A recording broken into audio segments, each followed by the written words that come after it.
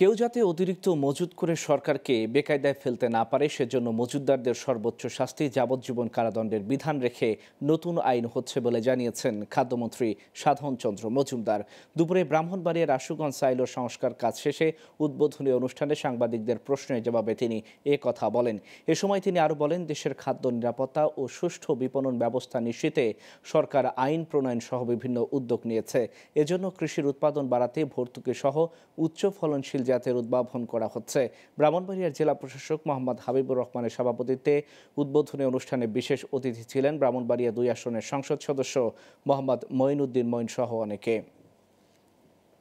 কেউ যেন